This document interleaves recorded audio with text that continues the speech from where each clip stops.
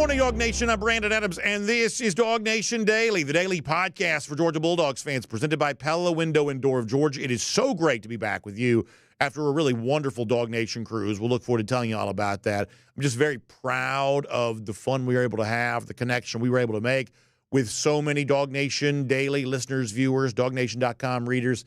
It was a really great experience. But we've also got work to do today.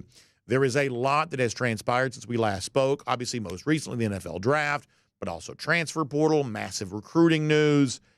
It's just kind of a lot. So we are going to do our best to get as much into it today as we can. And then over the course of the week, we'll kind of fill in the gaps on a lot of that too. It's great to have you back with us. I missed speaking to you last week. I'm so glad for the privilege of being able to do that today. So what do you say we get it started? It is DawgNation Daily, the daily podcast for Georgia Bulldogs fans, presented by Pella Window and Door of Georgia, and it begins right now. Today's episode of DawgNation Daily is brought to you by Pella Window and Door of Georgia, viewed to be the best. Presented by DawgNation.com, this is DawgNation Daily, the daily podcast for Georgia Bulldogs fans. Here's your host, Brandon Adams. Man, oh man, what a DawgNation cruise it was. I'll tell you about it throughout our show today and in the very near future. And in fact, later on today, for the very first time in DawgNation history, I can actually extend an invitation to you already to be on our 2026 DawgNation cruise. Big details coming on that in just a moment. But prior to that, man, we have missed so much since we last spoke. It's almost one of those days where it's hard to even figure out where to even begin. So let me begin this way. I thought undoubtedly the most interesting thing to happen around the NFL draft the last couple of days is the dramatic free fall for Colorado quarterback Shedeur Sanders and really the reaction to all of that. It was obviously the kind of thing that everybody was talking about. And here's what it caused me to realize, and maybe you've never thought about this in this particular way, but when I say this, I think you'll probably agree with me. There are perhaps a lot of reasons that sports is popular, but one of the reasons I think is this, is that sports fans by and large can be broadly separated into two categories related to how they view rules, both written and unwritten. There are some people in sports that like the so-called sort of rule breakers. Like before I was born, this would have been like Al Davis, the Oakland Raiders. You ever heard the phrase, just win, baby? They sort of popularized that. When I was a kid, there was like the bad boy Detroit Pistons. They weren't doing things the way you were supposed to. They were a little too physical. They're pushing people around, very hard fouls, notoriously very rough on Michael Jordan. They played in such a way that kind of got them the moniker of the bad boys. And some people like the bad boy. Some people like being the bad boy. Some people like cheering for the bad boy. Some people like sports because it celebrates the bad boys. I would say as I became a teenager, there was a version of this too with like steroid era in baseball. Technically, these were folks who were kind of breaking the rules, but back in that day and age, we didn't know a lot about what all this was. Some of those rules probably weren't defined as properly as they could have been. It certainly seemed like players trying to get every possible advantage, and some people sort of like that. On the flip side, though, there are a lot of people who like sports for a completely different reason. They kind of like the rules. They feel like rules give order to society. And sometimes it's not just the rules of the game, you know, what's legal and what's not. It's also the sort of unwritten rule. And one of the unwritten rules that some people really like is the idea that pride comes before a fall. And that the sort of meaning in all of that is if you are too cocky, you will pay a price for that eventually. Some people like understanding that. That becomes sort of a guiding light for them in their life. It becomes a message they extend to their kids. And when sports reinforces that, people in a roundabout way are kind of happy. And that's sort of what the hysteria around Shedeur Sanders is. Some people like Shedeur because apparently, and to be honest with you, I don't know that I knew a lot of whatever it was that the NFL GM types didn't like about Shedeur Sanders. I'm not quite so sure I knew a lot about this and frankly still don't care very much about it. But it's fairly obvious that Shedeur was kind of an annoying personality to a lot of the NFL personnel men who spent time with him. And they just completely rejected that And for some people, that seems unfair. For some people, that seems fair. But it's fairly obvious that's what a lot of the energy around the Shedeur conversation was about. He has a very large fan base because he kind of cultivates his own sense of celebrity, famous last name, of course, too. But in doing so, perhaps got to use a phrase my grandparents would have used, got a little too big for his britches. And ultimately, that seems to have cost him with NFL draft scouts. And the reason why I personally think this is interesting, despite the fact that I don't care a ton about Shedeur Sanders, is the fact that the way in which Shedeur was kind of rebuked and rejected by the NFL general managers and personnel men seems to be a little bit of a trend right now in football. In a roundabout way, isn't the treatment of Shedeur during the NFL draft a little bit similar to what Tennessee did with its former quarterback now, Nico Iamaleava, who maybe also thought his celebrity status, his persona justified him holding out, demanding more money from Tennessee, despite the fact he didn't play great a year ago? And didn't Tennessee kind of act a little bit like the NFL did by saying, no, we're not going to do this, that you may get this from somebody else and you may have leverage with a more desperate team, but we are not so desperate that we're going to give in to your every demand. We're going to expect you to be just as much of a team player as the players at other positions are going to have to be. Isn't it somewhat similar? And in a manner of speaking, isn't the thing at Georgia with Carson Beck also a little bit similar to this too? Now, Georgia never officially kicked Carson Beck to the curb. Beck left on his own. But, boy, you don't have to look very far. You don't have to put your ear to the ground very low to hear a lot of people maybe closer to this program than I am who don't exactly think Beck's departure is a bad thing. The same way that Shedeur Sanders perhaps got a little too in love with his celebrity status, or Nico Iamaleava perhaps got a little inflated sense of his value as a football player, that Carson Beck perhaps would have been guilty of some of that kind of stuff too. And all of a sudden now it seems like we've got a recent trend in football where celebrity quarterbacks kind of getting the big head and maybe more in love of the idea of football than the actual playing of football. All of a sudden the leagues and the teams, all of a sudden they're saying, this is not what we want from our quarterback. We're going to demand a little bit more. Which brings me to the current quarterback situation in Georgia involving Gunner Stockton. And in at least one sort of vantage point and viewpoint, with these recent trends developing the way that I just described, maybe it's not quite such a bad thing to have a quarterback that is diametrically 180 degrees the opposite direction of all of that. That if Shedeur and Nico and Carson, if they're guilty of at least annoying behavior, even if it's not quite bad behavior, if it's not quite, certainly no allegations of breaking the law or anything like that, they're just getting on people's nerves. And there is a very low tolerance for annoying quarterbacks. There just is.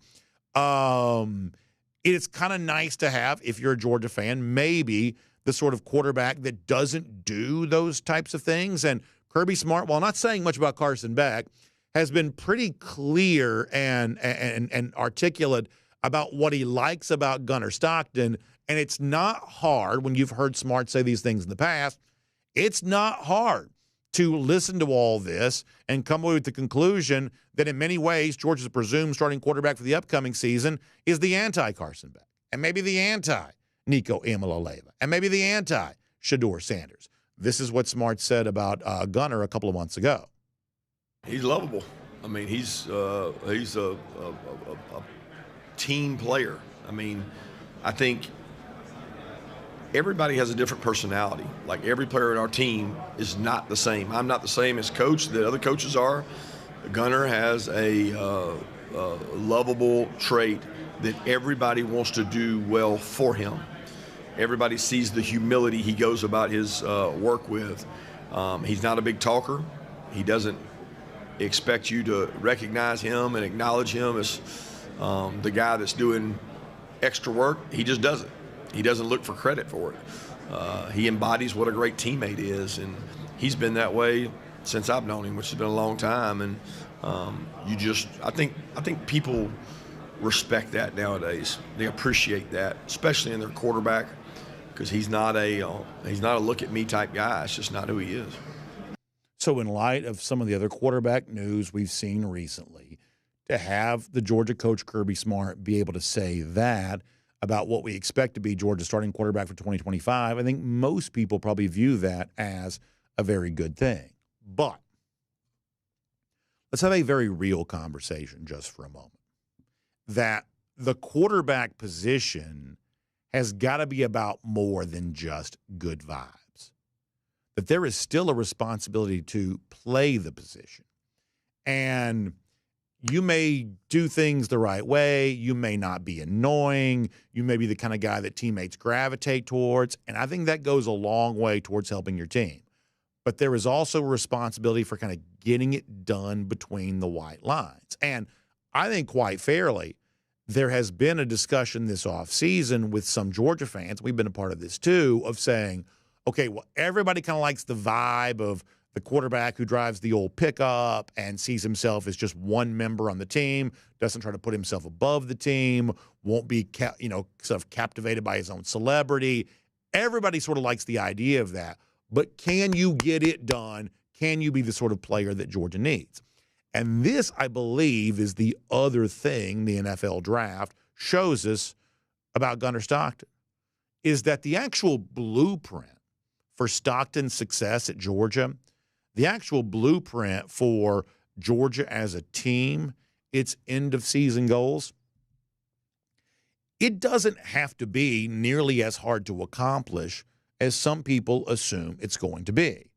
Let me for a moment make a comparison between Gunner and a very different quarterback from the NFL draft. We sort of start by saying, oh, thank goodness Georgia doesn't have the sort of, I don't know, in way too many headlines type guy like Shedeur Sanders is. Thank goodness for that. But what about a different quarterback comparison? What about the sort of quarterback that kind of leaves you wondering, how good would Gunner need to be for Georgia to once again win the national championship? Well, this past weekend's NFL draft suggests maybe not some sort of, impossible task. Maybe not the kind of thing that would be impossible to achieve. Do you remember who last year's national championship quarterback was? You would be correct if you said it was Will Howard from Ohio State. Ohio State, best team in the country. Will Howard, nowhere near the best quarterback in the country. In fact, let me show you this on the screen. This is where Will Howard was drafted after this past weekend. The 185th pick overall in the 6th round, pick number 9 by the Pittsburgh Steelers. That was Will Howard. Ironically, taken a couple spots after the quarterback that Ohio State kind of kicked to the curb to bring in Howard. Kyle McCord goes to Syracuse, has a very good year. He's actually taken ahead of Howard, but nonetheless, a 6th-round pick, 9th overall in that round, 185th pick in the draft altogether.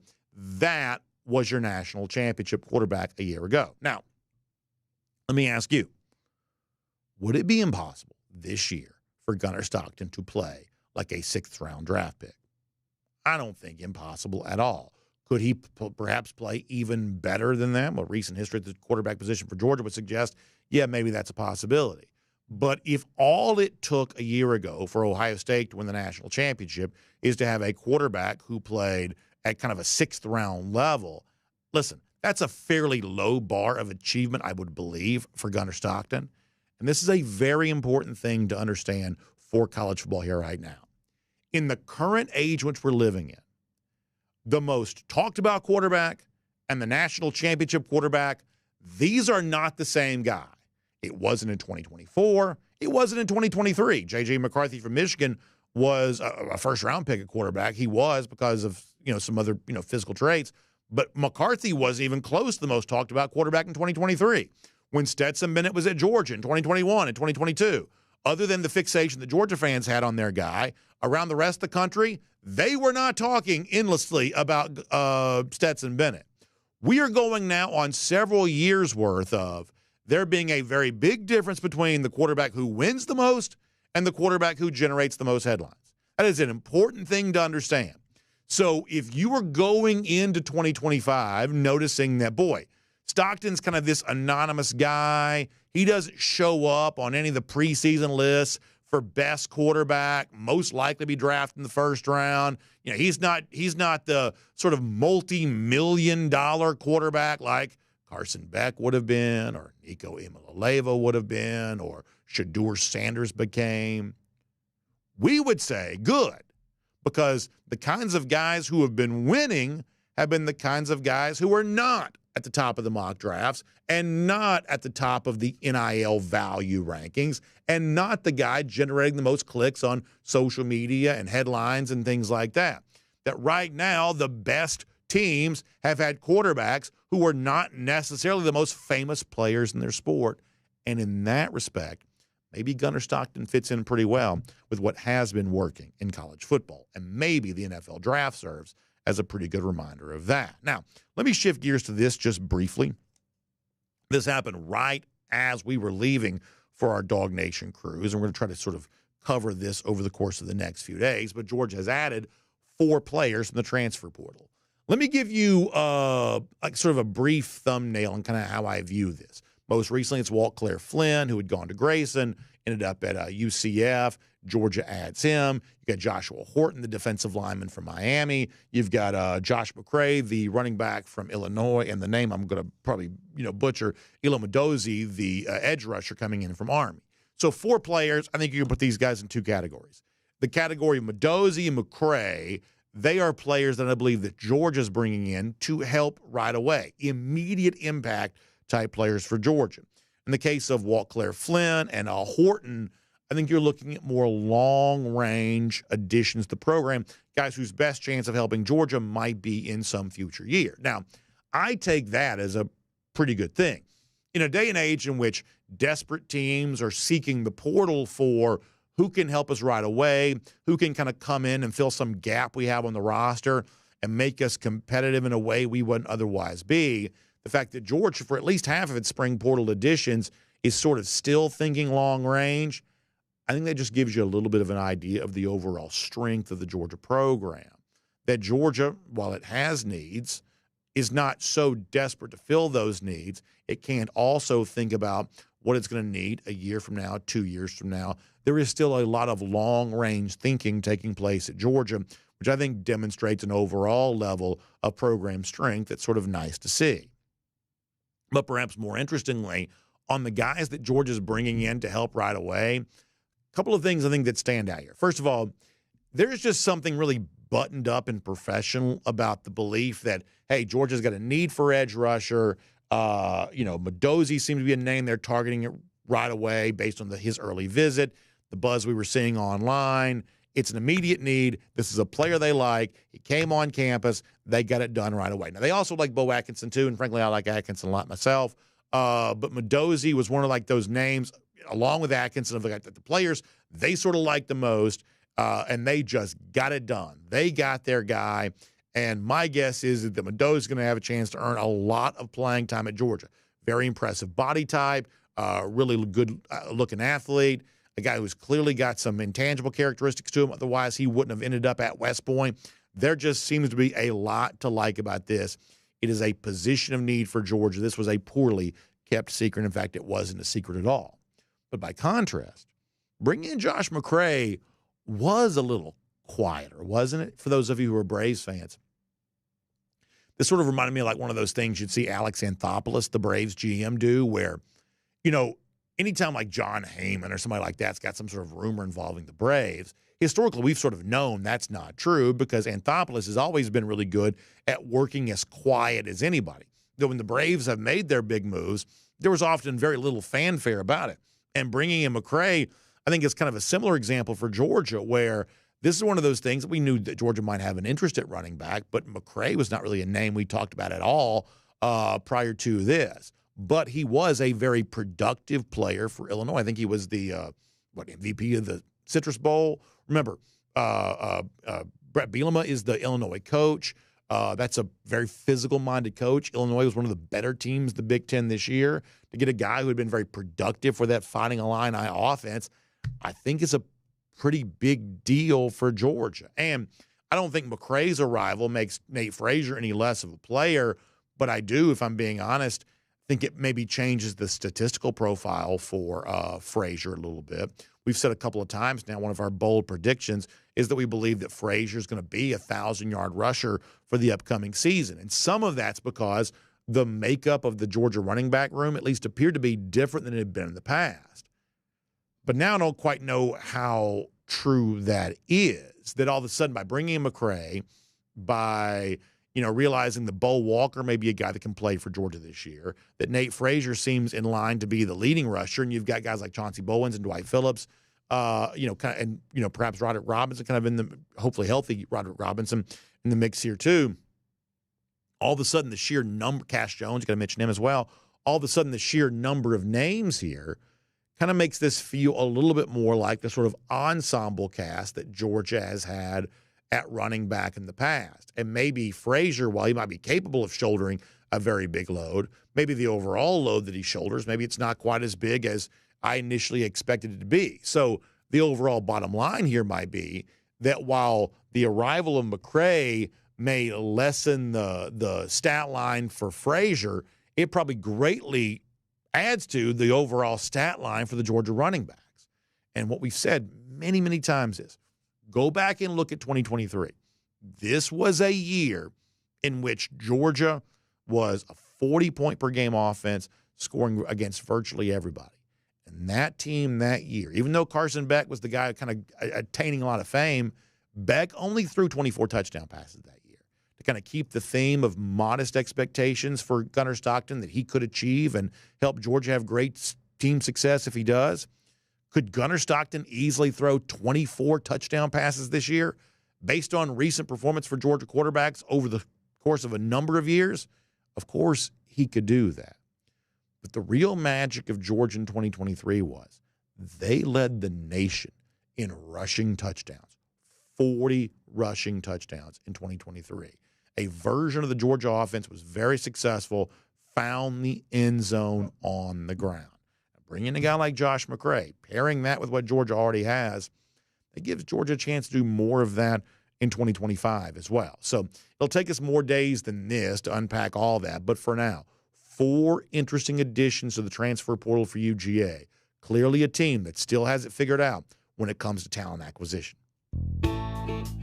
My name's Brandon Adams, and this is DawgNation Daily, the daily podcast for Georgia Bulldogs fans, presented today by Pella Window and Door of Georgia.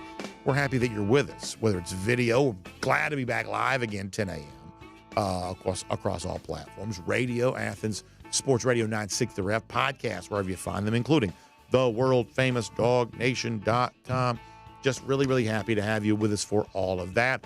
And so thankful to our friends at Pella Window and Door of Georgia for being a great sponsor for us here today. Now, you already know what Pella's famous for. It's those incredibly designed, wonderfully efficient windows. They make your home feel good on the inside, look good on the outside. Pella's also a big part of our local communities too, and they're out and about all the time, getting to know people, giving you a chance to sort of put your hands on their product to find out really what makes it so innovative, what makes it so special, what makes it the perfect upgrade for you. And coming up very soon, you're going to have another chance to see them. Pella's going to be at the Yellow Daisy Festival there at Stone Mountain Park this weekend. Also, the Gator Arts Festival there, too. So a couple of different spots kind of close together. Yellow Daisy Festival, Stone Mountain Park. The Gator Arts Festival there as well. It's this weekend from the May 2nd through the 4th. You get your chance to see them. So if you're making plans to be there for those great events this weekend, stop by and see them. And you'll get a chance to really kind of investigate here. I think that window technology, the likes of which the Pella's famous for, is pretty fascinating. You've got, like, in some cases, the blinds built into the windows. You've got the screens kind of built into the windows. You've got just a really cool way to just have a much better experience with your home based on your window choice here. So I think you deserve an upgrade. This is a great time to do that. Our friends at Pella can provide that for you. And you can meet them there this week at the Yellow Daisy Festival, Stone Mountain Park, or the Decatur Arts Festival for more on that. Also, great savings right now, $750 off your Pella project and 0% APR for 36 months. Let me give you a couple of contact info here, too. How about PellaGA.com/DawgNation? That's PellaGA.com/DawgNation. You can also give them a call at 678-638-1429. 678-638-1429. Pella Window and Door of Georgia is going beyond. All right. We have got big show coming up. That means John Stinchcomb. Can't wait for that. Also, fun announcement for you here in just a little bit as well. Prior to that, let's go around the DawgHouse. It is poured today by our friends at Dr. Pepper. And I want to brag on our DawgNation cruise just for a moment. I thought a really special moment on our DawgNation cruise on Thursday night. It's kind of the final night. Our tradition is we have a big NFL draft party. Our friends from Royal Caribbean just roll out the red carpet, incredible pastries and food. And we were in a different venue we've ever been before, and I thought it worked out great, kind of a classic sort of theater style where you had a lot of folks in the main level, you had folks wrapping around the upper level. And I kind of measure my life in moments. I don't always think of my life chronologically. I just sort of think of like the sort of special, sort of defining moments. And for me, anytime you have one of these great DawgNation cruise moments when everybody sort of erupts in cheers and one of these Georgia guys gets drafted, it's an incredible thing to see. In fact, let me show you Mykel Williams here, going 11th overall to the San Francisco 49ers. If you're watching on video, we'll show you some of this on the screen to you here. The cheers going up, everybody happy, the celebration together. Mykel Williams when he gets drafted. Then shortly after that, the big one takes place when obviously Jalen Walker gets selected by the Atlanta Falcons, and we had just people all over this theater where we were doing our DawgNation draft party, and they're just celebrating like crazy. The eruption was incredible. People were so happy, and it's one of those things where you just love being in the room for that. Our Cody Chavins, who was amazing all week long, doing such a great job with the video on all this. It was just such an awesome thing to see, and the celebration was amazing, especially in the case of Walker, because, as you know, this was the very first time ever the Atlanta Falcons had taken a former Georgia player in either the first or the second round. This was just a really big deal. People were loving to see it, and that's great video from Cody Chavins there. And, look, I think the Walker's presence with the Falcons, listen, I realized that stuff went down with Ulbrich son this weekend. I honestly can't do that. That's for a different show. You can tune into the Shout Fest on cable news or ESPN daytime television. They'll give you that. But Walker's presence on this Falcons defense, I think, has a chance to be fascinating. I really do. In fact, if you want to go back to what Jalen had said at Pro Day, when obviously the Atlanta Falcons have made such a big presence there in Athens and made such a big show, but the possibility they might take some Georgia players perhaps having to be shamed into doing so, but nonetheless, they were very open about that. At the time, with reporters, Jalen Walker was also very open about just how much he would have enjoyed the chance to play in Atlanta, something we now know he's going to get the chance to do. This is what he told some TV reporters going back to Pro Day about his excitement about maybe being a part of this Atlanta Falcons defense. It would be great. The relationship I built with them from the combine, in the conversations we had, not just only on the football side of part. I would love to stay in contact with those coaches and their staff. They're great, wonderful people, and I just appreciate them making the process eventful and nice for me. His plan is visionary, and I'm with a visionary plan because, it's a part of life and how you want to be successful. So whatever he's with, I'm with. So and I appreciate the opportunity for them. So the his that he's referencing there is the Falcons' defensive coordinator, Jeff Ulbrich. Not the only time his name's coming up this weekend, unfortunately. But as I've said before, that is a different show's topic to discuss. We like Walker on the Falcons. We're thrilled that the Falcons have drafted a Georgia player. We think Jalen has a chance to really fit the Falcons' needs. But let me speak to Georgia fans directly here for a moment, because here's the deal. Now, some of you are also like living somewhere else, or you're from somewhere else, and so you've kind of already got an NFL team. Not every Georgia fan is a Falcons fan. But I do want to speak directly just for a moment to the Georgia fans who would say, if I had an NFL team, it would be the hometown Atlanta Falcons. I want to speak to you just from, which is the largest category of folks in our audience, I believe. I hate to tell you this, but I do believe this is true. I think the ball is sort of in your court now. Like, for a long time, you're familiar with the idea of like the carrot and the stick. A lot of y'all have been giving the Falcons the stick for a while, and I get it. Like it is probably, I mean, I think our buddy D-Led had it. They've been investigated 3 times by the NFL in the last 2 years. I mean, this is a pretty embarrassing organization in a lot of ways. And some of you have been there to hammer them about all the embarrassing stuff they've done.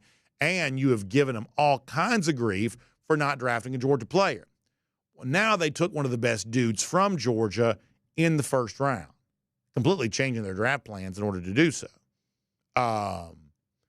Honestly, probably got to show them some love here. We've always said, listen, if you want a fan base, if you want people to love you, you're going to draft Georgia players. Well, now they've done it. I'm not saying one pick changes 40 years of history. That's not what I'm saying. But if you want them to do more of this, I do think you got to show them a little bit of love, whether they fully deserve it or not, because obviously this is kind of a messed up organization. It has been. But clearly by drafting Jalen Walker, it is a signal of an intent towards goodwill with all of you. Very big segment of the community they'd like to have some more support from. You said you got to draft our guys to get us to like you. Well, now they have. I do think Georgia fans, whether they want to or not, probably need to show the Falcons a little love now. They did what you said you wanted. Now you probably got to reward them for it just a little bit. And that is around the DawgHouse. It's supported today by our friends at Dr. Pepper. Now, speaking of rewards, my reward for a show well done, or even a show that's just over, let's just say that, is always the delicious, one-of-a-kind flavor of Dr. Pepper. I love it. I was thrilled. You saw our draft party there a moment ago. Dr. Pepper actually sponsored our draft party on the final night of the DawgNation Cruise. Our buddy Jonathan was there. The Dr. Pepper was flowing. People were loving that brand new Dr. Pepper Blackberry and the Dr. Pepper Blackberry Zero Sugar. It's a really fun new flavor innovation from Dr. Pepper. They've been famous for this, and Blackberry is maybe the best offering yet. And if you like that, you may also like the Dr. Pepper Blackberry Zero Sugar. So as you're out doing your shopping this week at your local Kroger, wherever else, make sure you pick up the delicious one-of-a-kind flavor of Dr. Pepper, whichever variety you think you might like, because when it comes to DawgNation Daily and Dr. Pepper, it's a pepper thing. All right, I am way late getting John Stinchcomb, but I do appreciate Dr. Pepper bringing around the DawgHouse to us. We got a lot to cover. We're going to keep the conversation going. I haven't spoken to him now in a couple of weeks, so let's get ready to do that right now. Our buddy John Stinchcomb here today on DawgNation Daily, presented by Pella Window and Door of Georgia. From Athens and across the SEC or wherever the recruiting trail may lead, here's a DawgNation.com insider. Let's bring in John Stinchcomb here for a moment. Glad for the chance to speak to him. And, John, you've been a player for as long as you've been alive almost. I don't really put you in the category of fan, although I do know you enjoy cheering for UGA. But put yourself in the position of someone who's sort of just a fan for a moment. Do you agree with what I'm saying? Like, people have been on my airwaves, and it shows obviously that talk more about the NFL. They've been giving the Falcons grief for a long time, and they probably deserve it. I don't dispute that. But for all the Georgia fans who said, listen, if you want some love from us, you're going to draft some of our players.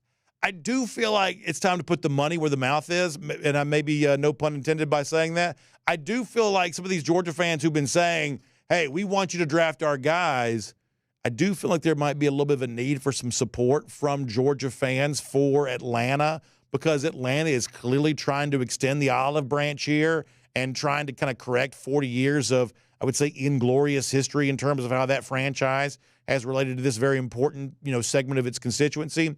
Maybe time for Georgia fans to return a little love there after the Jalen Walker selection. Do you agree with that?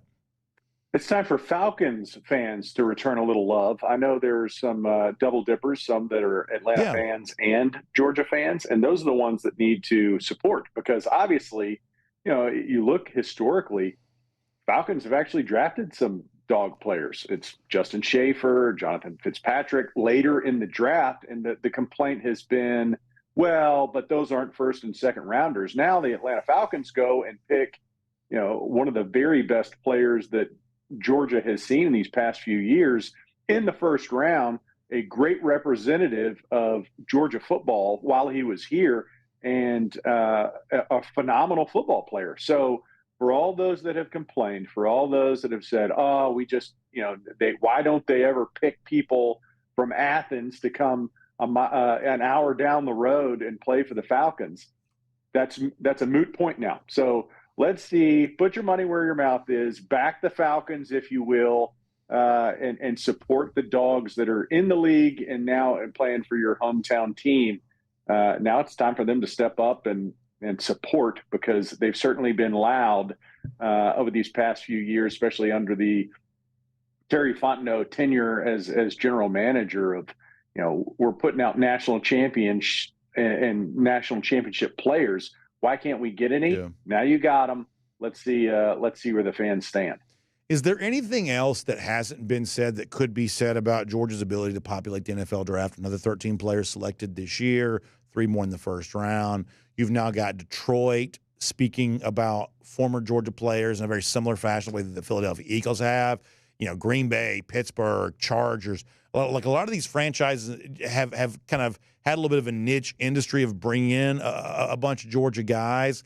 There are still a few former 2021 players still in college football. There's a chance that 2021 team ends up being the most drafted individual team of all time. Very good chance that it will. I mean, John, as somebody who knows what it feels like to be drafted, to know what it feels like to be played in the NFL, the fact that, seemingly everybody from Georgia at least gets a shot to play on Sundays, how remarkable is that to you? Oh, yeah. Vikings, too. They pick up Urasek and Chaz, and you can tell that there are programs that value the development and the work and the characteristics that Georgia instills in the players that are becoming NFL ready. And obviously, leading the SEC in the number of players again that are being put into the NFL is a feather in the cap for the program and a great recruiting tool for all the, Georgia is recruiting across the nation for high schoolers going, where can I go that prepares me to be an NFL player? And there's not a better program than the University of Georgia for guys that want to play in the NFL, that want to play professional football.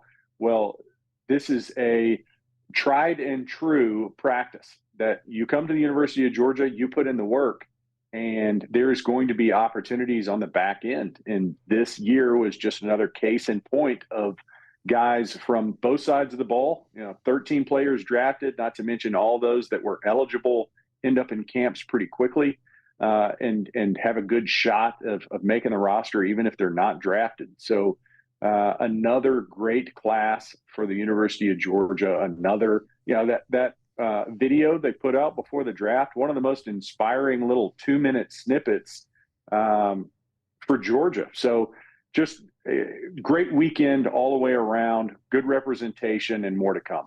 I think we've talked about this before, but what do you make of the fact that, as expected, former Georgia offensive linemen were well received by the NFL, and I'm thrilled by that. I love Dylan Fairchild in Cincinnati. I think that's a great spot for him.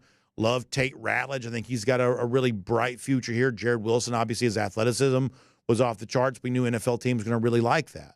And yet we're still kind of, as a college football fan base here, kind of picking up the pieces and trying to figure out how come the offensive line wasn't more of a strength for Georgia, just given the way in which the NFL has sort of fallen all over itself to draft these former Dogs here this year.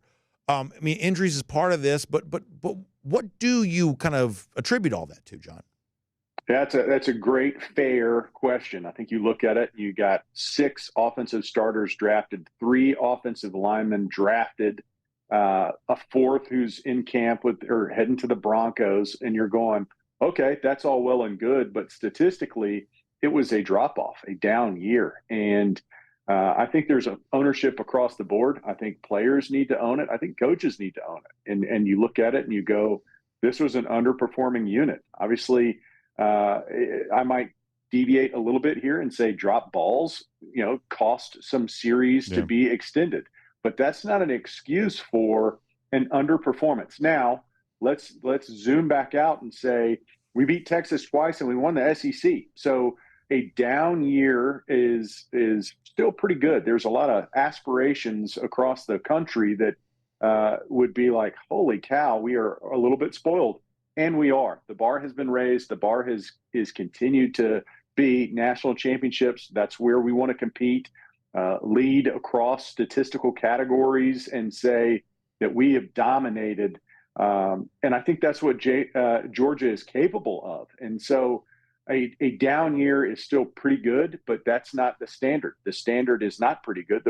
The standard is great. And for Georgia to make that leap, it's got to be a combination of not only the ingredients, but the recipe as well. So 6 offensive players go to the NFL draft. That's great. How do we make sure that not only do we have individual talent, but also the group performance is up to the standard that Coach Smart and the entire department has raised expectations to?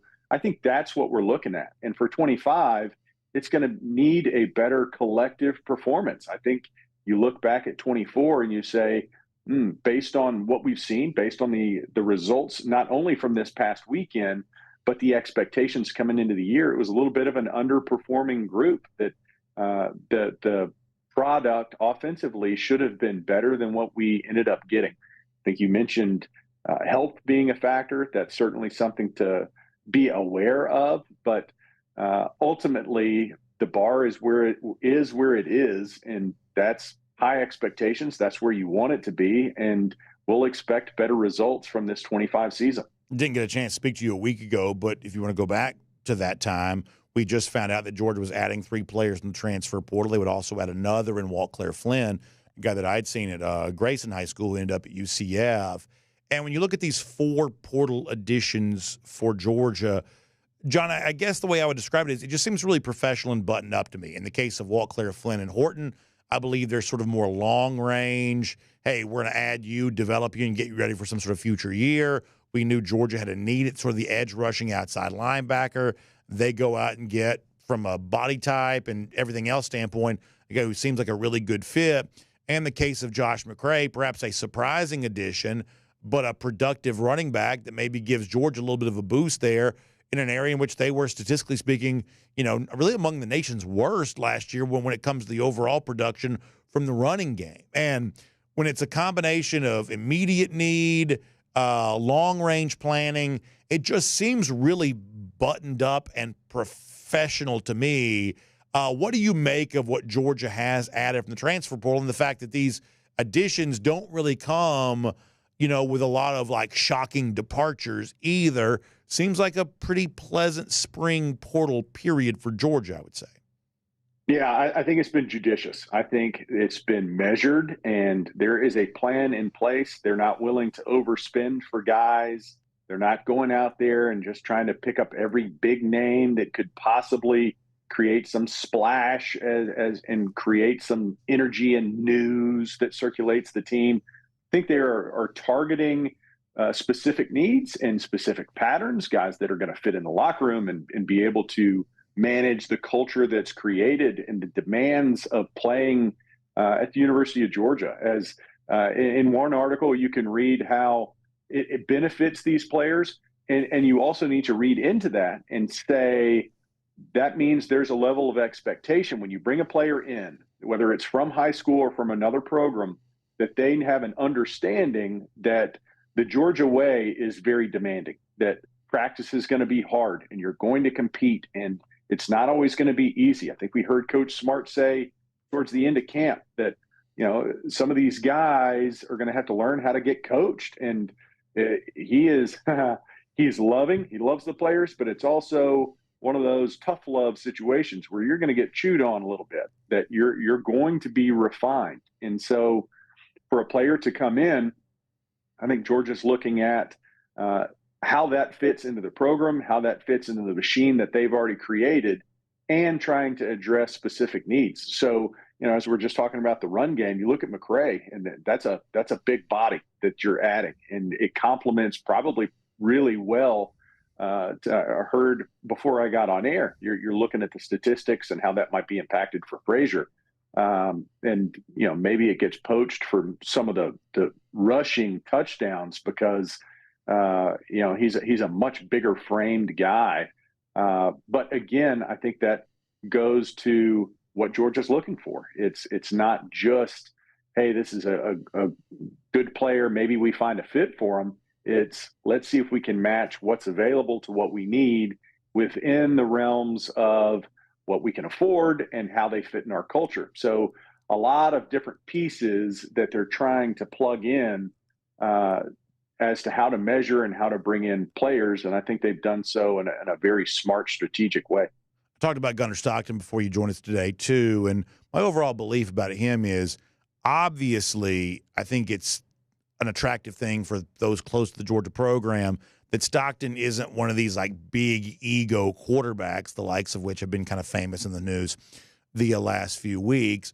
But there's also kind of a requisite performance needed from him, too. And what I've tried to sort of set is like sort of realistic parameters what that needs to be. That if you look at Will Howard, the national championship quarterback drafted in the 6th round, I think that's a pretty strong indicator that for where Georgia wants to go as a team, you don't need, Gunner Stockton to be sort of, QB1, 1-1 in the NFL draft. You don't need him to be the most talked about quarterback in college football. There really isn't in recent years a super strong correlation between the most famous quarterbacks and the most successful quarterbacks when it comes to the overall, wins and losses for the teams that they play on here. And John, I think I'm going to continue to hammer that a little bit because I do believe that's appropriate. That Stockton has a chance to be what Georgia needs for him to be based on the kind of comps put together by recent national championship quarterbacks, including our own guy, Stetson Bennett, a couple of years ago. And I just think that's an important conversation to have. What do you make about some of that chatter around Stockton, kind of how he fits into, I guess, the larger story for college football in 2025? It's funny how the conversations change each year. And, when it was Joe Burrow and Bryce Young, they're winning national championships. You're like, well, you've got to have a superstar quarterback. And then Stetson Bennett comes along, back-to-back national championships, and didn't have the profile that the other players had. Now, I think he was underrated. Obviously, you look back and you go, man, what a playmaker, and seemed to step up in the biggest of moments. You could rely on Stetson. So I'm not throwing shade at him in any way, shape, or form. I think you just look at the conversations that are had on an annual basis. I think we had probably similar conversations last year when Carson Beck was being talked about as a potential top draft pick over this past weekend. And obviously that didn't pan out, but it doesn't have to be. I think you look at team recipes and what can lead to success. I think what would be really healthy for Georgia is to create and run a system that highlights Stockton's ability to challenge defenses with his feet. He's a mobile quarterback. He's a guy that in the brief exposure that we've seen can sling the ball around, move the pocket, and gain some ground with his legs. And he's also been a part of the program for a long time. So he knows the system, and the system knows him, if you will. So for Georgia's success, it doesn't have to be, draft first round top pick. This guy blew the stats out of the water. That's not what Georgia needs. I think what Georgia needs is a comprehensive improvement. You look offensively and run game improvement. The ability for Stockton to gain ground with his legs and also find those receivers when he's throwing it. I think that's how Georgia gets there. It doesn't have to be statistically you're playing in the Pacific Northwest in years of old where you have 500 yards throwing each week. So I think realistic expectations for Gunner need to be that he fits in the system, he manages it well, and that can certainly lead to championship chatter towards the end of the season. Let me finish with this, and I'm not going to ask you for a prospect breakdown here, but I do want to ask you about the sort of the bigger picture story. I think the most interesting thing to happen since you and I last spoke, transfers, draft, including it all, is the recent movement with the five-star offensive tackle Jackson Cantwell, one of the top players in the class of 2026. This was a guy at one point in time that was due to commit on April 30th, and I've said on the show, John, that I didn't give Georgia a huge chance in all of this. In fact, we really haven't talked about Cantwell on the show very much for that very reason, that it's a very, you would assume, based on recent history, a very pricey recruiting battle. Georgia didn't necessarily have a history of winning those types of things. But lo and behold, while we were gone on the DawgNation cruise, all of a sudden Cantwell's delaying his commitment. He's taken an impromptu, previously unscheduled visit to Georgia. Now you've got online predictions where maybe Cantwell's actually going to end up here at UGA. And given the larger context, the fact that if you're battling Miami for a 5-star offensive tackle, if you're not coming heavy to the table with a bag, you're probably not getting into that discussion. John, I think this changes a lot of things. First of all, it changes the complexion of Georgia's 2026 recruiting class, perhaps, pretty dramatically. But it also, I think, sends a message about what Georgia is maybe able to do and also maybe willing to do on the NIL front here, too, because offensive tackle, we're led to believe, is just one of the priciest when it comes to the current recruiting landscape. So what do you make of the fact that Georgia swoops in, gets very, very, quickly involved here at a very heavy level with a 5-star offensive tackle? To me, this kind of plays against type for what we've come to expect from Georgia. I think that's a massive development. Yeah, and I can't wait to see how it plays out. I think you look at way programs are built, and I think players are understanding the NIL money is part of that rubric. It needs to be. It should be. I mean, if it were my son or a player that I was training, that it is of considerable it's a factor. So you look at it, and you can't ignore the fact that now there's opportunity to make meaningful generational money in college. And I don't think that needs to be or should be ignored at this point. Now, you watch him and you see why everyone wants him to be a part of their program. You look at these highlights and you're going, man, athletic guy, big guy. So that's not in question. I think for Georgia, what they're saying is, we can be competitive in that NIL space, but what you've seen is you come here, we can compete, we can almost guarantee you're going to compete for championships, and we can certainly guarantee that you're going to compete against really high-level competition every day in practice to the point where you're going to get better. There's the opportunities that you seek that will come down the road. This is a great place for it. It's Georgia's biggest sales pitch. It will continue to be. It needs to be accompanied with competitive NIL money, which I think it is. Obviously, the fact that this is a conversation that's being held is a testament to that very fact. You look at it and you're going, we've seen other 5-star recruits that have chased the bag, if you will, and ended up in programs that do not have the pedigree Georgia has. And it comes down to, quote unquote, the business decision that pops up. And that's just a paraphrase or a mask for saying, well, they're willing to pay more. And for an individual player, it needs to be a factor. I think this is a case in point that it's not the only determining factor. John, it's fascinating stuff. I appreciate your insight on it all. It's great to be back talking to you again after missing that chance to do that last week. Thank you so much for your time. We will look forward to speaking to you very soon here on DawgNation Daily, presented by Pella Window and Door of Georgia. Great to be back on, BA. Go Dogs. Go Dogs. Let's take a look around the rest of the league. This is SEC Through.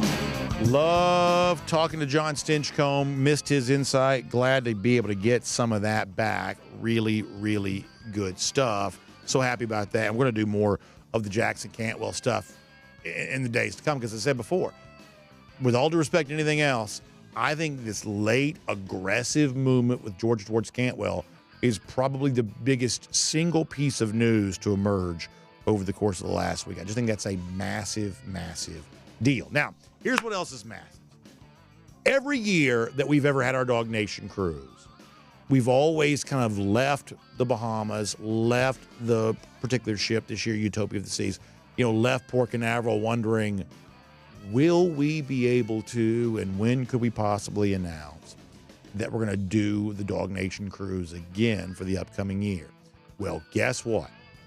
This year, for the very first time ever, while we were on board Utopia of the Seas, we were able to announce when the DawgNation cruise would be for 2026 and the fact that we'll be back on Utopia of the Seas once again. I'm going to show you some of this on video, y'all. You have no idea how fun all of this was and how much we're going to have an incredible opportunity to be with all of you. It's April 20th through the 24th in 2026 on board Utopia of the Seas once again. For now, it's the newest Royal Caribbean cruise ship. I'm talking about the feedback we got universally on this cruise was how great a ship Utopia of the Seas was. People just loved it. And the fact that we can already sit here today and tell you, boom, we got the date, we got the ship, we're ready to go. You can book this here right now. April 20th next year, setting sail once again on our DawgNation cruise. So as you hear all the really fun stuff and you hear all the stories, just know that next year you have your chance to be a part of that. In fact, Jessica Slater, the name to know here, terrific travel advisor. She was with us on board the DawgNation cruise, and she's got you already hooked up. She's already been booking so many of these. Our people who were on the DawgNation cruise this year, they got first dibs on next year. You got to get involved in that. So give her a call, 770-718-9147. That's 770-718-9147. You can also email her, jslater@dreamvacations.com, and she'll get you ready to go for our DawgNation cruise here in 2026. And for those watching on video, do we have a couple of other scenes here? I know we showed you the draft stuff a little earlier. Let's take a look at some of the other scenes here. How about the gorgeous shot of Utopia of the Seas there? That's from Perfect Day Coco Cay. That's an amazing experience. We're hanging out and enjoying each other there at Captain Jack's. You see a very rare version of me in a swimsuit there. No, not shirtless, though. Folks enjoying some great cocktails and having a good time, some delicious wine. Everybody having fun and enjoying themselves here. What an experience that was. How much fun was all of that? Another good little shot of me there. People having this is from our draft party there. People just having a good time. The folks from Royal Caribbean were fantastic. They were taking good care of us, calling the dogs. So many great things as a part of our DawgNation cruise this year. So many unforgettable memories. And in 2026, you have your chance to be a part of that. Can't wait to celebrate all of that with you. All right, now, let's get ready to go cruise around the SEC, courtesy of Royal Caribbean, just for a moment. And I want to talk more about the NFL draft here. And I think that when you look at the NFL draft, I think it demonstrates the fact that I believe the SEC has a little bit of a branding issue. What I noticed in the first round of the draft is that a very common talking point was, oh my gosh, like the first, I forget what the actual number was, like 26 of the first round picks, either from the SEC or the Big Ten, you perhaps heard that. 26 the first, like whatever, 26 the first 29 or whatever it was, the overwhelming majority of the first round picks were from either the SEC or the Big Ten. And a lot of people had to take away. It just goes to show you there are two leagues that have pulled far away from the other leagues. Obviously, the Power Four also was like almost 90% of all the draft picks overall. So we've got clear separation in college football. We don't deny that. But what I thought was really interesting, was the fact that the talking point about the percentage of the first round picks that were both the SEC and the Big Ten, it obscured, I think, a couple of larger points. And the fact that this kind of got overlooked, if I'm an SEC guy, if I'm Greg Sankey, who we've been critical of before, I'm going to be a little concerned about this. That all the talk of, boy, the SEC and the Big Ten combined for this incredible percentage of first-round picks, it obscures the fact that the SEC set a record for first-round picks overall. We didn't hear as much about that because all of a sudden there's this well-established talking point now that the SEC and Big Ten are now co-equals, dominating the draft together. But in truth, it's the SEC that's actually setting the record, both in the first round and in the draft overall. And as you may have seen, some of y'all know who Chris Marler is on social media.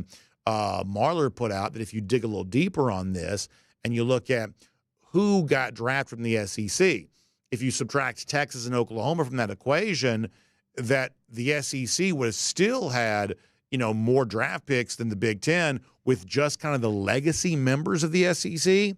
And the Big Ten's draft total, which was closer to the SEC than it's been in recent years, that a very large portion of that came from new Big Ten members, certainly Oregon, also USC, UCLA, and Washington. That a pretty large add-on to the Big Ten draft total came from these new Big Ten members. That if I'm the SEC, I'm just a little bit concerned about this right now.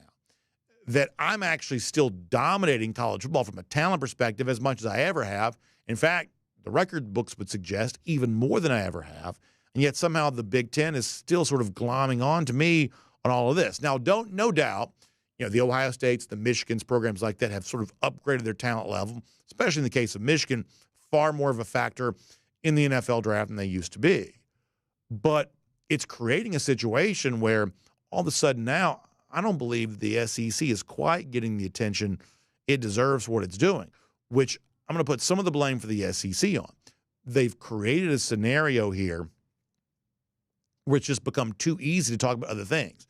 The SEC is not in control of its narrative as much as it would have been in sort of it just means more era of the past, back when they were, clearly distancing themselves from every other league.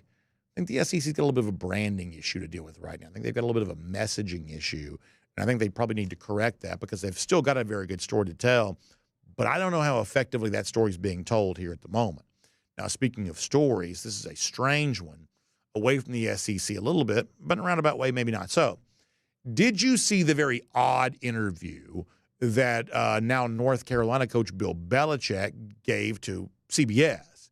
And in the interview, there's the one moment where he's asked how he met his 24-year-old girlfriend, and she interjects, say, we're not talking about that, which only makes people wonder, okay, well, how did you meet then? If it's one of those things that you don't want to talk about, how exactly did you meet? But we're not really in the gossip column stuff, so I honestly don't even care that much about it. All I'm going to say is, as somebody who kind of looks at sports through kind of a college football lens, both for my favorite team and the league that I care about the most, the SEC, but also just the sport broadly speaking, if you're a North Carolina fan, or if you're just the university itself, administrator there, this has to be especially weird for you. We don't have footage of the interview, but in the interview, Bill Belichick is not wearing North Carolina gear, buttoned up and professional the way that one of the highest paid coaches in college football perhaps should be. He's wearing like an old ripped Navy sweatshirt, obviously going back to his past, of course. But nonetheless, it's like this old tattered Navy sweatshirt, not gear for the school that currently employs him. And instead of talking about all the things that make him one of the greatest coaches of all time, he's actually trying to sidestep what looks to be a little bit of soap opera style drama. We've been very clear before. We think that Bill Belichick in North Carolina is an unmitigated disaster. I honestly believe he'll be one and done. I believe that Belichick will coach 1 year at North Carolina, and North Carolina will realize what a terrible mistake they made hiring him well before the season's done. It'll be obvious well before the fall is concluded that Bill Belichick doesn't really want this job, would have much rather been in the NFL, but the NFL was not offering him a job. And honestly, he sort of looks like a guy in a little bit of a, I hate to say it, but the way in which he presents on TV, the sort of guy that's in a little bit of a downward spiral, which I hate for him personally. But if I'm North Carolina, why would you hitch your wagon to this? We've been very clear that no SEC team would fall for this. Maybe Mississippi State, but no other SEC team would have fallen for this and allowed their brand to be tarnished by this guy who's just clearly grasping for something to do in kind of a late stage of his life, or late stage of his professional career anyway, let's say it that way. And frankly, dealing with the disappointment that comes from having a chance to be the winningest coach in pro football history, and the NFL not really granting him the opportunity to set that record, beat the mark currently held by Don Shula. And he's clearly sad and bothered by that. And North Carolina represents just sort of the next best thing for him here right now. But I don't think it's a setup for success. I think it's a pathway towards embarrassment for the Tar Heels. And frankly, I think that Belichick, for the most part, kind of embarrassed himself on TV this past weekend. And the reason why this matters to me, and after that we'll wrap it up, the reason why this matters to me is, look, we are trying to figure out how to get college football to be a national sport. We are. And the one thing I always say that doesn't get nearly enough attention is that if you want the sport to be more national, you got to get the other programs in the other leagues. You've just got to get them to try a little harder. They've just got to try a little harder. They've got to be a little bit more buttoned up. and North Carolina, who ought to be one of the flagship programs in the ACC. And from a money and fan base following standpoint, ought to be one of the big programs out there, not currently in the SEC and the Big Ten. If you're North Carolina, you've got to be better than this. You can't just hire a guy because he's famous. You've got to have some sort of vision for your future other than, oh, I saw this guy on TV. He needs to be our next coach. You ought to be embarrassed by this. And if you're not embarrassed by what you saw on TV this weekend, I don't know what to tell you. We'll make that cruising around the SEC courtesy of Royal Caribbean. Now, what is not embarrassing is the incredible performance once again by the Georgia Bulldogs in the NFL draft and the fact they once again got some really nice love from the world champion Philadelphia Eagles. That is how business should be done in football. And some of y'all were kind enough to share this with me. The Eagles showing some love to Georgia on social media. Christopher Moore pointing this out. So the Eagles, and I'm not super well versed in like the Marvel universe here, but is that Thanos? Is that who that is? Is that the guy's name? The villain there from that with the Thanos. Yeah, that's how you say it. Thanos. With the caption that says collecting bulldogs like infinity stones. Obviously, Smile Mondin becomes the latest there on that. Really good social media post by the Eagles. Nice reminder from Christopher Moore sharing that with me. We'll give golden shoes to both Christopher and the Eagles for that. Fun to be back doing that again. How about the lousy, stinking Gators? We'll just give them nothing but more misery and defeat. How about 1,633 days? That's how long it's been since Florida has beaten Georgia. Gator hater up there keeps climbing. We love that. We'll see all of you back here tomorrow. DawgNation Daily, presented by Pella Window and Door of Georgia. We'll look forward to talking to you then. And on video time now for the R.S. Andrews Cooldown. R.S. Andrews, the one you turn to for your air conditioning, heating, plumbing, and electric needs. They show up on time. They do the work that's promised, the price is promised. You can trust them on all of that. So as we said, we had an amazing time on our DawgNation cruise. Can't wait for all of you to hopefully join us here in 2026. Your opportunity for that is right now. So make sure you jump on board and get going there on that. All right, let's get some Facebook comments here for a moment. Let me start with them. They're already talking about food over here, as they always do. Jacob O'Neill says, that's Batman. Listen, I may not know the Marvel universe too well, but I know my Batman. For whatever reason, I've never really been a comic book reader, but I like DC more than Marvel. Grew up a big Batman fan. Probably like Superman okay, like Wonder Woman. I used to watch that Linda Carter TV show as on like the reruns when I was a kid. I like the DC characters. I've never really been a huge Marvel fan. Let's see what else. Isha Murphy, by the way, in our Facebook comment section. Isha was on the cruise this week. Let's see what else.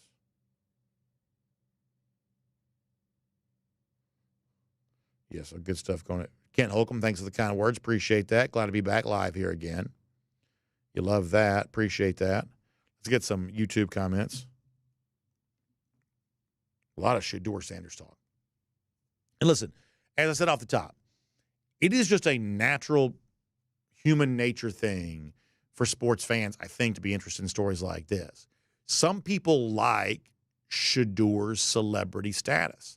They like people have always revered celebrities, whether you do or not. People, by and large, do. Shedeur has this huge celebrity persona, and some people like the idea of the celebrity that doesn't have to follow the same rules as everybody else. You can be perhaps impolite during phone conversations, or displaying a very high level of self-esteem. And if you're a celebrity, you get away with that sort of thing. But sports is also a little bit of a rebuke against that, because while the musician, the movie star, the politician in some respects, maybe they never quite, get what's coming to them. In sports, oftentimes you do get what's coming to you. And there are also a bunch of people who like the opposite side of that. They like the reinforcement that pride does come before a fall. They like that. And that's just the way that it goes. Tyrone Brown says, how do you feel about the Falcons giving away a first-round pick for James Pierce? But they didn't give. I mean, am I not right about this? They didn't give away a first-round pick. They swapped next year's pick for this year's second pick, and they gave a second-round pick in the process, right? So, I mean, they didn't give an additional first-round pick, did they? I'm asking, did they? I mean, I don't hate it because, listen, if I'm Terry Fontenot, I don't care about the future. Fontenot's the Falcons GM. I'm trying to do something now. Best time to plant a tree was 20 years ago, so maybe you should have been doing all this before now. But if you think Pierce is your guy, and everybody seems to believe they were going to take him at 15th overall, prior to Jalen Walker sort of falling in their lap, which has been reported by some people as maybe a response to some sort of issue with his shoulder. I don't know if that's true or not. But listen, if I'm employed to make the pick, I'm not worried about the future. I'm worried about now. Now, historically, these big hauls to move up in the draft, not always smart. But if Pierce is good, nobody will care what the Falcons gave up for him, because the Falcons gave up way more than they ever should have for Julio Jones. But because he was good, people sort of forgot that.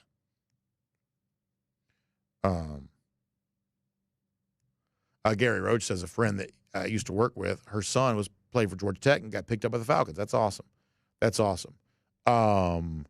He says, do you think the new running back will be more productive than Etienne? Once again, to go sort of use our sort of basic comps, Etienne was, just under 700 yards rushing, 9 touchdowns, I think. I think it's 9 touchdowns, 600-something yards rushing. Like, that's not an impossible number to achieve. It's really not.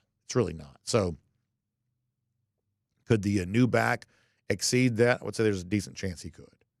Let's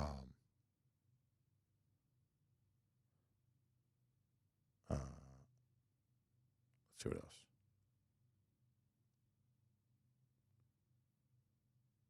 Jonathan Aaron says, can you settle the debate? Is it who's that or what's that coming down the track? I'm a big believer that it's what's that coming down the track. I think it's, listen, I'm not the grammar police, but it's more grammatically correct. I think it also just sort of sounds better when you say what's. It kind of comes out of the mouth a little louder. Who's is a little harder to say. You have to you're almost like, breathing in to say who's. You're definitely like breathing out to say what's. Just a more forceful word.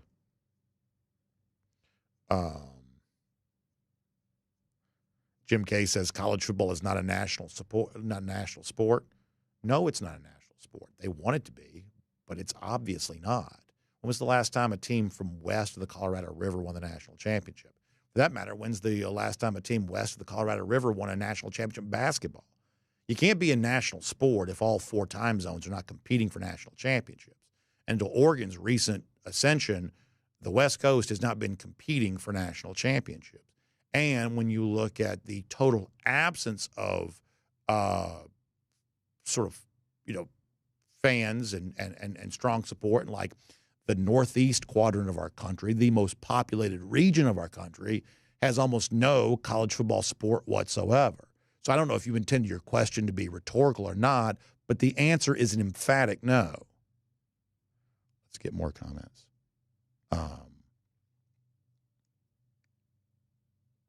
Combat Engineer says, where'd you get the pullover? Like a lot of the things that I wear, it comes from the UJ bookstore.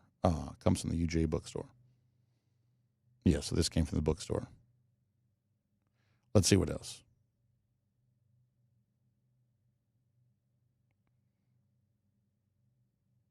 A lot of folks continue to talk about Shador Sanders in here. Like I said, it's sort of natural human nature to be interested in something like that.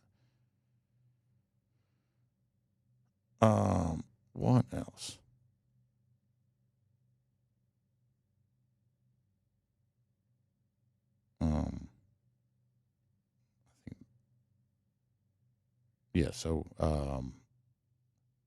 Garrison Tucker talking about Ronald Acuna. Obviously, Atlanta lost a tough game on Sunday, but got a nice win on Saturday. So you love that. Atlanta kind of figuring some things out here, which you kind of like to see. I think I'm getting criticized at DawgNation.com, which just goes to show you that, A, no good deed goes unpunished. B, even after a week away, things just sort of pick up right where they left off. Some platforms talk about Georgia football. Some platforms talk about me. I would say for the audience overall, more interesting to hear about Georgia football. Savannah Bryan says, Connor pointed out on Friday that 26 of the round 1 draft picks from the school they committed to out of high school, not the portal. Interesting. Yeah, we've sort of seen this the last couple of years. That, and by the way, and I say this jokingly because Brian's been right about this so far.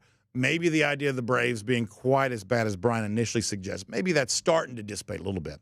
But to the larger point, I do think we've seen this the last couple of years, that the idea that teams are going to dramatically change themselves because of the transfer portal, that's just not true. That most teams are using the largest portion of their NIL money to keep the players they have. And there are always going to be like grifters and uninformed people who are going to be like, they're going to go out and they're going to grab all these guys in the transfer portal. It's about to be wild. They're about to, completely change the roster. But anybody who speaks that way, for the most part, just sort of demonstrating themselves to not really be all that informed, because there are additive transfers all the time. Ohio State brought in Quinshon Judkins a year ago, for instance. But Quinshon Judkins was not really, and Caleb Downs too, but listen, for as impactful as guys like that were, it's also guys like Jack Sawyer and Oakford, like guys who had been there, who contributed to the national championship as much as anybody else. So there is still, kind of a sort of a viewpoint, especially at the positions that matter most, such as your, offensive, defensive line positions, that if you don't get these guys out of high school, you're just not going to get them. Holding on to these players that you already vet, that you already know you like, that you holding on to the guys that you already know are good. A lot of teams are viewing this to be sort of the best overall use of your money. In fact, you may have heard this said before, like in business sometimes, that it's like 10 times more expensive to get a new customer. If you're in a sales-related field, it's 10 times more expensive to get a new customer than it is to sort of just keep your old customer. I would say that in football, the same kind of thing is true, that you may have to spend big to keep the guys that are on your roster, but ultimately that's a little cheaper than having to go out and just sort of replace your roster over and over again. Now, these basketball teams don't seem to mind, but basketball is also just a very different sport. Savannah Bryant says, the Braves are on target for 90 losses. He goes, and for what it's worth, I hope I was wrong. Always hoped I was wrong about the 100-loss thing. Yeah, I know you did. And I like giving you a hard time about that. The truth is, you were certainly first to notice some problems that we've seen with the Braves, at least through the first month of the season. But hopefully they're starting to get some of that sort of figured out. Rambo on, look, I mean, obviously there is an ESPN fascination with a guy like Shedeur Sanders that did not serve him well on draft night. Because once teams passed on him in the first round, and listen, I mean, there were some on-field limitations with Shedeur Sanders too. People think of him as Deion Sanders' son. Deion, one of the great athletes that ever played the game. But Shedeur is not a great athlete at the quarterback position. There are far more athletic quarterbacks than Shedeur. I think that people assume that Deion's son playing quarterback is some sort of plus athlete at that position. I actually don't know that that's what Shedeur is.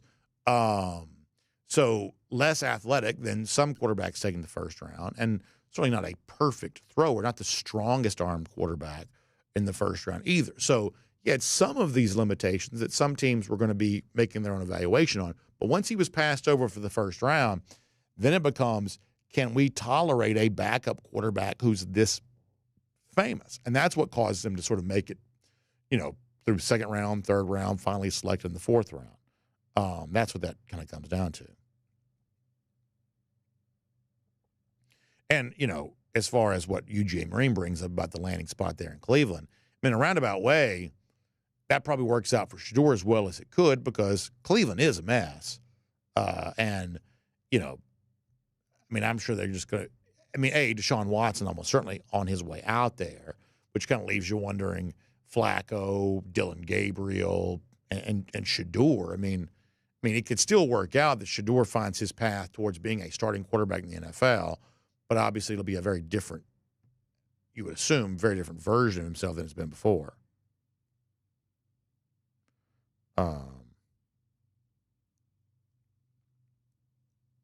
Kirby's Belt says getting drafted is good, but the round doesn't matter.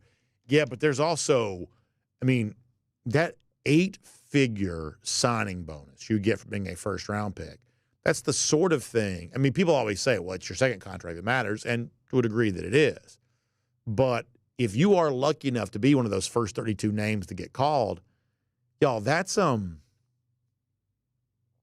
sort of life-changing money that even if you get the second contract, you're still sort of missing out on that sort of big payday. That's money you'll kind of never get. So obviously, if you could be a first-round pick, you would clearly want to. Let's see what else.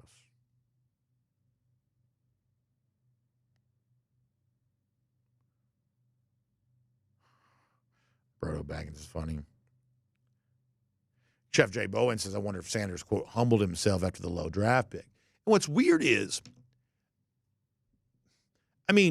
look, for as flashy of a player as Deion was in both sports, baseball and football, the truth is, as a coach, he's pretty salt of the earth,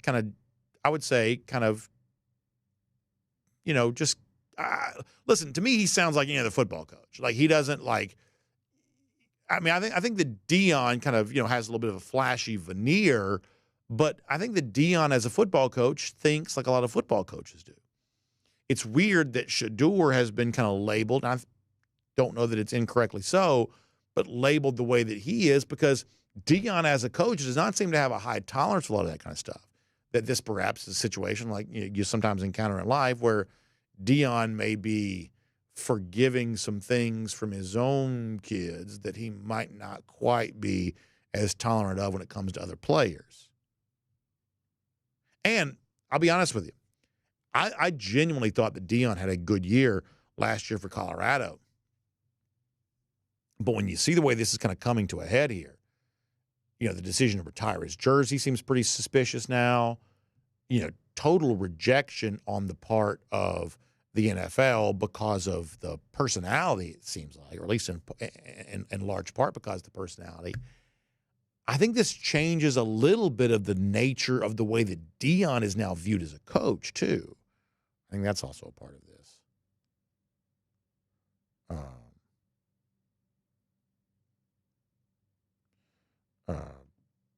D-Mart also talking about Quinn Ewers.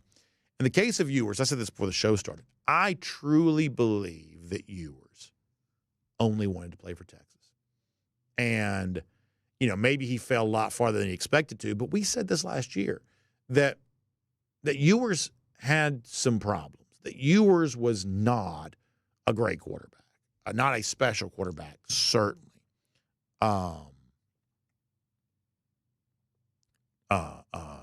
Not a special quarterback at all. And yeah, he still could have gone somewhere else and, made, big money from the NIL standpoint. But I just don't think he wanted to. And look, people make all kinds of statements about how, college football is now kind of a free market economy. But sometimes you also have the freedom not to participate in that economy. And I think that Ewers, and which is dumb, which is weird to say because he obviously started off at Ohio State, but I think that Ewers kind of only wanted to see himself as the Texas quarterback. And in a weird way, I sort of think that's kind of commendable. Let's see what else. G. Grace mentioning the Mel Kiper role in all of this. Yeah, I thought that Kiper was really strange on TV. Look, when you kind of argue on sports in the media for a living, I do know the feeling sometimes of if you sort of feel like you get kind of pinned in on an argument, it becomes sort of hard to know what to do about that. And when the Ewers thing just goes on and on and on, I'm not the Ewers thing.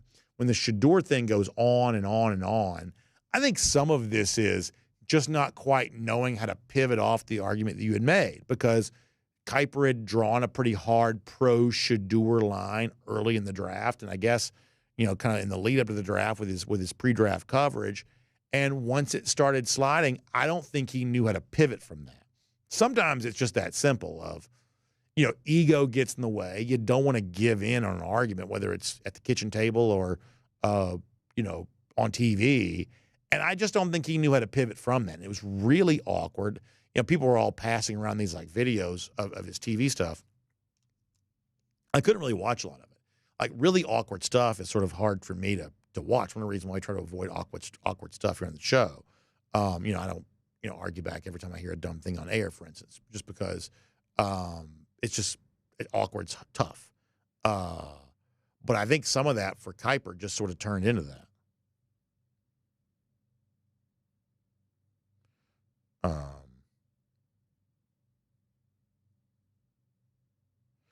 Jonathan Aarons, I didn't know this. Green Bay picked a receiver in the first round for the first time in 20 years. That's an amazing stat.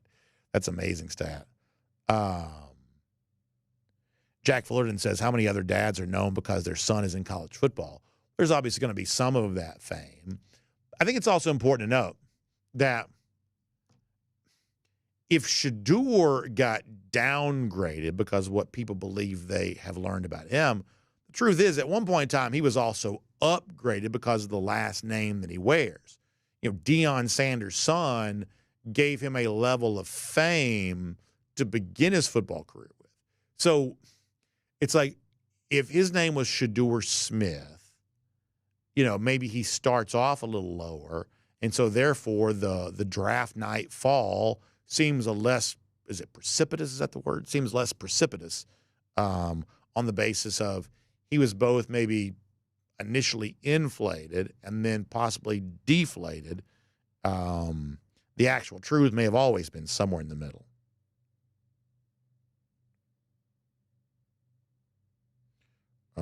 Let me go back through the other comment section. We'll get ready to go.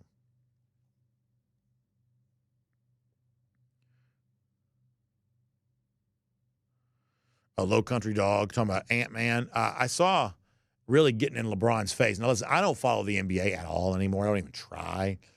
You still are going to be kind of aware of certain things. I guess that series is 2-2. Ant-Man really getting LeBron's face.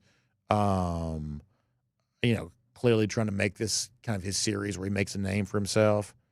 Bill Camacho checking out. Bill, we're glad you're here.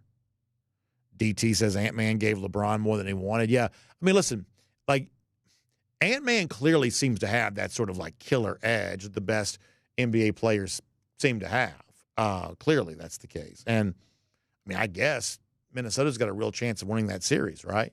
No doubt about that. No doubt about that. Let me get a couple more Facebook comments. I mean, ultimately, when you see what the Knicks did to Detroit, my guess is the NBA will figure out a way for LA to advance, but perhaps not. All right, a couple of comments over here on Facebook. Jacob O'Neill says Ant-Man's out there playing like MJ. The highlights that I saw certainly looked that way.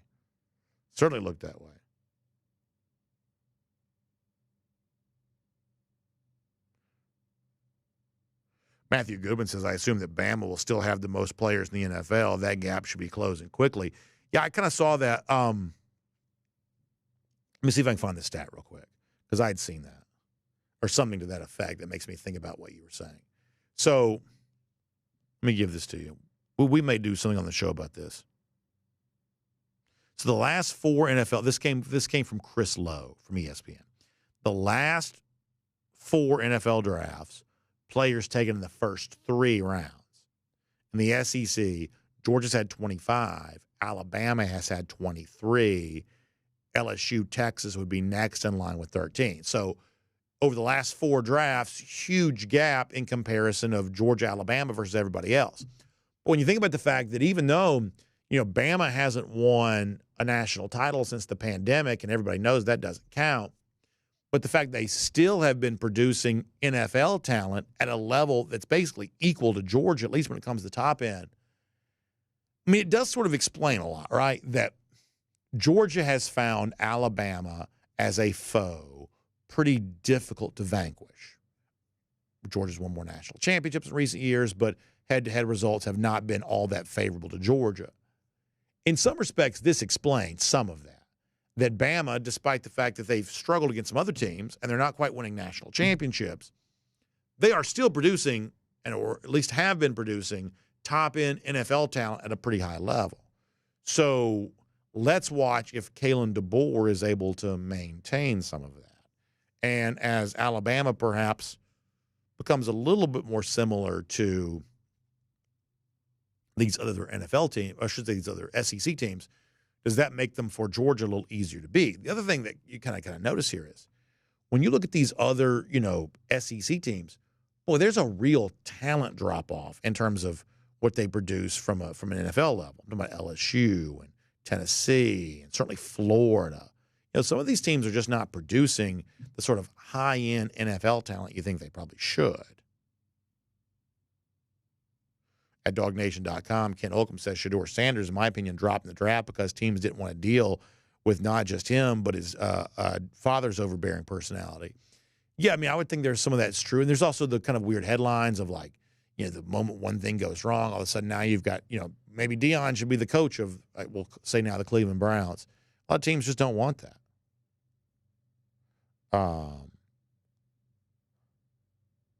Rambo also talking about the Ant-Man versus LeBron deal. Listen, I'm going to tell you, LeBron's not my favorite guy, never really has been. But the fact that he still played the way that he has this year, is he 40 years old? Am I right about this? The fact that he's still playing this way at 40, I know he's a big body, that makes it a little easier for him. But, still, you got to take care of your body and keep it from breaking down. The fact that LeBron is still, for the most part, a very important NBA player at the age of 40 is pretty amazing. Adam J. asked a good question. He says, who would you rather have, Milroe, Sanders, or Ewers? I think I'd probably rather have Jalen Milroe. I think I would. But that's a good question.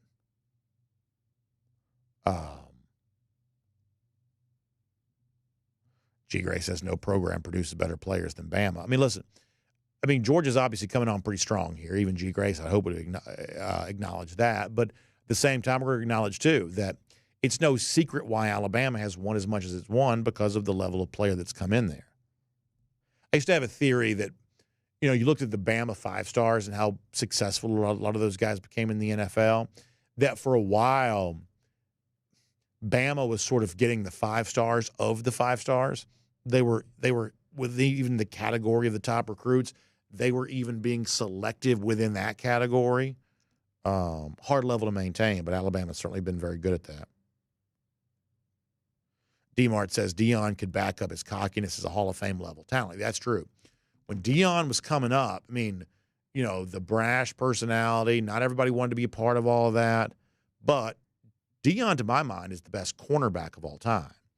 And was a legitimate two-sport star. That's the level of athleticism that makes cockiness warranted. And actually, Deion, over the course of his life, became a little bit more ingrained with his faith and things like that, and actually started displaying a little more humility, although he kind of kept the sort of cartoon persona alive at times.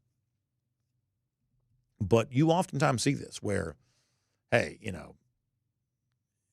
sometimes I say the apple doesn't fall far from the tree, but sometimes it doesn't exactly replicate itself either. And, neither Shedeur nor Shiloh were anywhere near the prospect that Deion would have been. Chef Jay Bowen says, can Georgia baseball make it to the Super Regionals this year? They absolutely can. Would have a really good chance of hosting a Super Regional based on the way they play. I thought the series against Oklahoma was a very big deal. Very big deal. And, after the kind of recent, couple of losses, to get back to winning ways this weekend, win that series is a very big deal.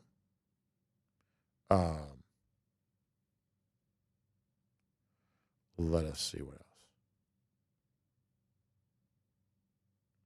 Jason Green says, Ant-Man challenging a 40-year-old LeBron is nothing more than Father Time. LeBron at the same age would destroy Ant-Man. I don't think anybody's saying that Ant-Man as a player is in the same category of LeBron James. But at the same time, for those that care about the NBA, if Ant were to win this series, That would be treated as a very big deal, kind of a passing of the torch type thing.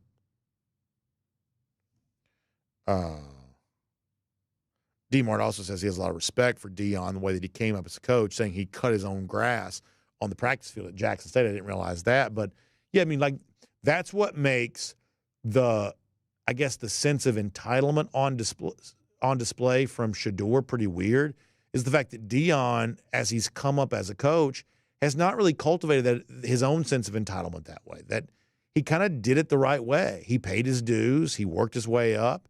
And this is why a lot of people worry about – I saw this thing the other day. I don't know if this is true or not, but I saw it. I guess Luke Combs, the country music superstar who I like a lot, I guess they only live in like a 2-bedroom house, and half of these stories are apocryphal. They're not even true anyway. But I guess the fear was, we're worried about our kids feeling like they've got too much, too much wealth creates too much entitlement. A lot of parents worry about that. And I think the Deion Shedeur thing looks a little bit like that, where Shedeur has a level of entitlement that his father doesn't seem to have. His father's a lot more down to earth, even though he, the dad, was the great athlete. Shedeur is a high-level athlete, but not, like Shedeur's, I guess, catchphrase is legendary. Like, Deion's legendary. Shedeur is the son of a legend. And that is not the same thing. Interesting. Like I said, it's one of those stories that's sort of inherently fascinating because it brings up a lot of things that people feel like they think or know about life. All right, we're going to get ready to go.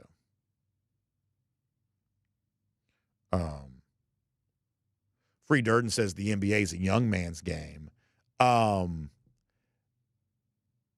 So it is sort of, but it's not that much of a young man's game because it takes a little bit of age on you to kind of step up. I mean, LeBron certainly was a much better player 4 years into his career than he was as a rookie. You do have to sort of grow into the role a little bit, and setbacks in the playoff and things like that seem to kind of help create that for you. So, I mean, I think that what we're seeing here is while Ant-Man's youth gives him an edge over LeBron, no one's disputing that, Ant-Man is also perhaps showing that he's – first of all, this is way more NBA than I've ever talked. But Ant-Man is also kind of showing he's growing up a little bit before your eyes here too. George on Tap said the poster dunk that Ant-Man had was sick. Yeah. I mean, he's had some nice dunks for sure.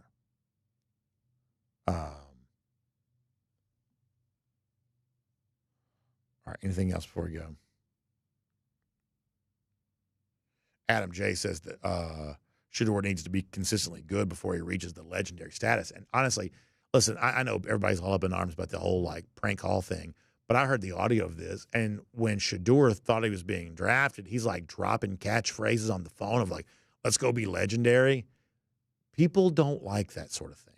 NFL GMs don't want shtick, especially in a private phone conversation. They just don't like that. Kirby's Belt says hit the like button. I appreciate that, Kirby's Belt. Thank you very much. Craig Wade says he doesn't think LeBron ever had Ant-Man's mentality. Yeah, listen, Ant-Man's got that, like, sort of killer instinct vibe. I don't think there's any doubt about that. UJ Marine hopping out. UJ Marine, appreciate you being here. DT says the NBA playoffs show the NBA regular season's a waste of time and money. And DT, I'm going to tell you, I don't think the NBA knows what to do about that. I really don't. They have this huge TV contract that depends on a lot of inventory. But they can't get these guys to care about the regular season because the playoffs, as you said, are just such a different animal. And that as long as you make the playoffs, you're sort of going to have a chance. It seems like home court advantage probably matters less than it used to. It is a massive, massive problem of I don't think they know how to get guys to care about the regular season, especially in the wake of some of the sort of like load management stuff like that. I don't think they know what to do about that. Garrison Tucker says, how many sacks do you think Georgia has in 2025? My magic number is always going to be 40. It's always going to be 40. And in 2021, they exceeded that. The other years, they haven't. But I'd love to see him do that. Boy, I'd love to see him get back to 40 again. I really would. All right, anything else?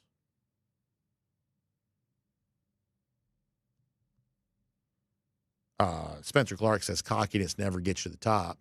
I would say in my life, one of the things I've observed is there's a big difference between confidence and self-esteem.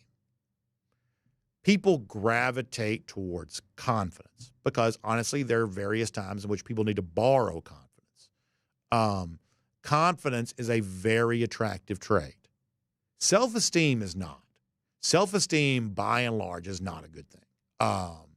That the people that you've been around that have the highest level of self-esteem, those are not usually your favorite people. And I would say parent accordingly.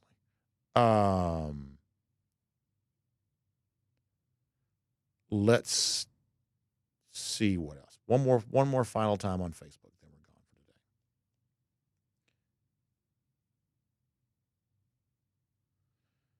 for today. Grady Darcy on the subject of Alabama's going to change over from DeBoer to Saban.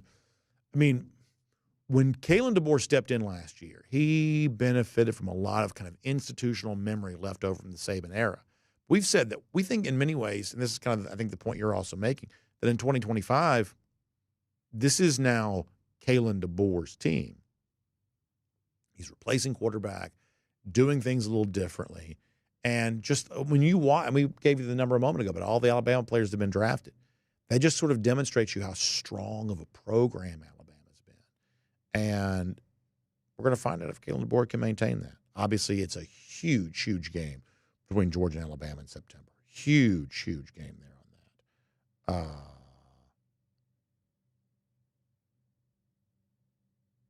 All right, we got to get ready to go. All right, good stuff, everybody. Thanks for being here. Fun comments. Appreciate you being here. Let us do this. Remind you to check out our friends at RS Andrews online, rsandrews.com. Air conditioning, heating, plumbing, and electric. They show up on time. They do the work that's promised, the price. Promise you can trust them on all of that. It's basically warm weather essentially here. It's about to be even hotter. So make sure your AC is ready to go for all that. Find them online, rsandrews.com. And they'll take good care of you. They'll get you tuned back up to factory fresh specs. It's rsandrews.com for more on that. Y'all have a great day. We're back tomorrow. DawgNation Daily, presented by Pella Window and Door of Georgia. We will look forward to talking to you then.